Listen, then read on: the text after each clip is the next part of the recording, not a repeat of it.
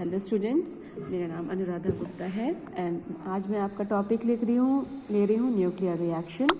तो nuclear reaction के बारे में, जिसको हम हिंदी में कहते हैं नाभिकीय अभिक्रिया। तो जब भी कोई ऊर्जा युक्त कण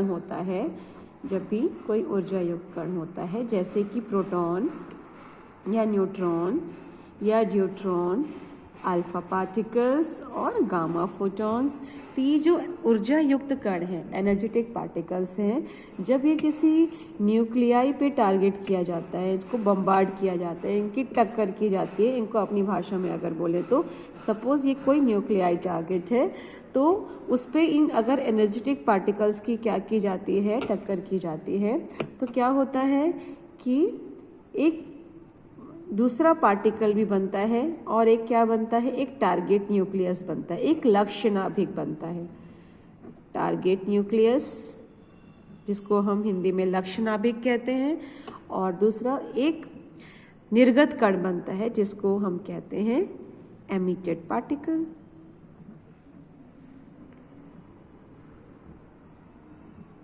ये क्या है, एनर्जेटिक पार्टिकल्स, ऊर्जा युक्त कण। और ये किस पे बम्बार्ड हो रहे हैं, ये हो रहे हैं किसी टारगेट न्यूक्लियस पे। ठीक है, तो जब वो किसी न्यूक्लियाई पे टारगेट किया जाता है तो हमको यहाँ पे क्या मिल रहा है, एक अनदर टारगेट न्यूक्लियस मिल रहा है और एक एमिटिंग पार्टिकल मिल रहा है। ये जो होल प्रोसेस है, ये होल प्रोसेस क्या कहलाता है, न्यूक्लियर रिएक्शन कहलाता है। और इसमें क्या होता है कि इसमें जो एनर्जेटिक पार्टिकल्स हैं, ये क्या कहलाते हैं, प्रक्षेप्य कण कहलाते हैं, जिनको हम प्रोजेक्टाइल पार्टिकल कहते हैं। प्रोजेक्टाइल पार्टिकल्स, एनर्जेटिक पार्टिकल्स को क्या कहते हैं, प्रोजेक्टाइल पार्टिकल्स कहते हैं। ऊर्जा युक्त कण को क्या कहते हैं, प्रक्षेप्य कण। तो ये प्रक्षेप्य कण क्या होता है, ये यहाँ पे लक्ष्य नाभिक से एक टारगेट न्यूक्लियस से टकराता है। ठीक है, और जब वो टकराता है तो टकराने के बाद हमको क्या मिलता है, एक प्रोडक्ट न्यूक्लियस। इस टारगेट न्यूक्लियस की जगह हम इसको प्रोडक्ट न्यूक्लियस भी बोले तो ज़्यादा अच्छा है, क्योंकि कंफ्यूजन नहीं होगी। तो टारगेट न्यूक्लियस बनता है, मतलब एक आपका रिजल्ट जो आता है, टारगेट न्यूक्लियस से प्रोडक्ट न्यूक्लियस मिला और एक एमिटेड पार्टिकल मिला। ठीक है, तो यहाँ पर आप अगर इस रिएक्शन को इन शॉर्ट में लिखें तो कैसे लिखेंगे यहाँ पे, तो यहाँ पे देखेंगे कि सपोज ये आपका प्रोजेक्टाइल पार्टिकल है, एनर्जेटिक पार्टिकल जिसको मैं कहती हूँ, प्रोजेक्टाइल पार्टिकल, प्रक्षेप्य कण, इसका बहुत सारे नाम है। और ये जब किससे टकरा रहा है, सपोज एक न्यूक्लियस से टकरा रहा है, A+X, ये एक नाभिक है जिससे ये टकरा रहा है। तो ये क्या कर रहा है, टकराने के बाद रिजल्ट में क्या दे रहा है, रिजल्ट में हमको एक प्रोडक्ट न्यूक्लियस मिल रहा है, दैट इज Y, एंड उसके साथ एक एमिटेड पार्टिकल है। ये आपका जो प्रोडक्ट न्यूक्लियस है ये क्या है, Y है, और जो एमिटेड पार्टिकल है ये क्या है, ये आपका है B। तो इसको हम पेरेंट न्यूक्लियस भी कह सकते हैं, पेरेंट न्यूक्लियाई भी कह सकते हैं, इसको पेरेंट न्यूक्लियाई भी कह सकते हैं, इसको डॉटर न्यूक्लियाई कह सकते हैं, क्योंकि पेरेंट है, ये डॉटर है। ठीक है, तो इसका नाम एक बार फिर से जान लेते हैं। बहुत सारे नाम है चूंकि, इसलिए मैं बता रही हूँ आप लोग को। ये प्रक्षेप्य कण, जिसको प्रोजेक्टाइल पार्टिकल कहते हैं, कंफ्यूज नहीं होंगे। ठीक है, प्रोजेक्टाइल पार्टिकल जिसको प्रक्षेप्य कण कहते हैं। इसमें इसको लक्ष्य नाभिक भी कहा जाता है, टारगेट न्यूक्लियस कहते हैं, इसको पेरेंट न्यूक्लियाई भी कहते हैं। जिस पेरेंट न्यूक्लियाई को हिंदी में कहेंगे संतति, तो बेटे को कहते हैं ना। और Y क्या हो गया आपका, Y आपका प्रोडक्ट न्यूक्लियस हो गया,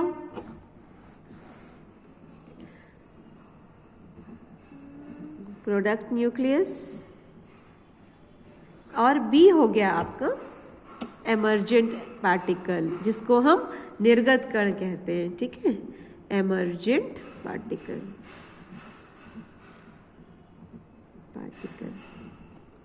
ठीक है, तो ये आपका पूरा होल इक्वेशन हो गया, A+X गिव्स दी Y+B। यहाँ पे प्रोजेक्टाइल पार्टिकल है ये, x क्या है, टारगेट न्यूक्लियस है, इसे पेरेंट न्यूक्लियाई भी कहते हैं। y क्या बनाया, प्रोडक्ट न्यूक्लियस बनाया, प्रोडक्ट एज अ प्रोडक्ट मिल रहा है, और b मिलता है एमर्जेंट पार्टिकल। ठीक है, और यहाँ पे ये रिएक्शन अभी स्टिल इनकम्प्लीट है, यहाँ पे एक प्लस क्यू भी आएगा। ठीक है, a प्लस एक्स गिव्स दी, मैं फिर से नीचे एक बार रिएक्शन लिखती हूँ, a plus X gives y plus B plus q। अब ये q क्या है, q is the energy emitted, जो ऊर्जा निकल रही है ये वो q है। ठीक है, तो q is the energy emitted और absorbed in the nuclear reaction, मतलब न्यूक्लियर रिएक्शन में कितनी ऊर्जा रिलीज हुई या कितनी ऊर्जा एब्जॉर्ब हुई उसके बारे कौन बताता है, उसके बारे में q बताता है। a plus X gives the y plus B plus Q. Okay, इस रिएक्शन को अगर हम शॉर्ट में लिखें तो कैसे लिख सकते हैं, हम लिख सकते हैं x a comma b y, इसको इन शॉर्ट में इस तरीके से लिखा जाता है, x a b into y। अब यहाँ पे थोड़ा सा आप और डिटेल में समझते हैं इसको कि एग्जाम्पल अगर हम लें, ठीक है, एक एग्जाम्पल ले लेते हैं। एग्जाम्पल है कि सपोज कोई अल्फा पार्टिकल है, ठीक है, अल्फा पार्टिकल को कैसे रिप्रेजेंट किया जाता है, 4He2 से रिप्रेजेंट किया जाता है अल्फा पार्टिकल को।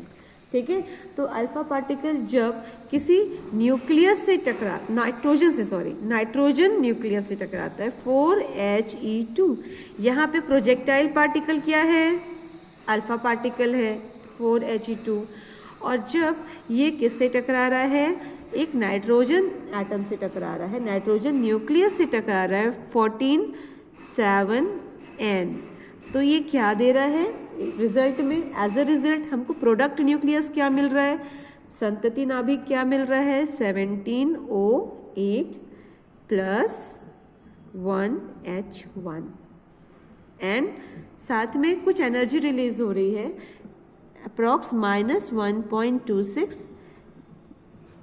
मेगा इलेक्ट्रॉन वोल्ट, इतनी अमाउंट ऑफ एनर्जी रिलीज हो रही है। बट यहाँ पे क्या है, ये एनर्जी माइनस साइन में है, इसके बारे में भी हम अभी डिटेल में पढ़ेंगे। ठीक है, तो इस इक्वेशन को हम शॉर्ट में कैसे लिख सकते हैं, हम लिख सकते हैं इसको 14,7N x है ना, x है, x आपका टारगेट न्यूक्लियस है, यहाँ 14,7N, यहाँ पे आएगा ब्रैकेट के अंदर 4He2 एंड 1H1, और यहाँ पे आएगा आपका प्रोडक्ट न्यूक्लियस 17O8, ये न्यूक्लियर रिएक्शन है। ओके, इन शॉर्ट में इसको आप ऐसे लिख सकते हो। अब यहाँ पे मैं एनर्जी की बात करूँ, क्यू की बात करेंगे थोड़ा सा, कि क्यू क्या है, हमने बताया एनर्जी को डिनोट करता है, कौन सी एनर्जी को, एब्जॉर्ब एनर्जी को और एमिटेड एनर्जी को।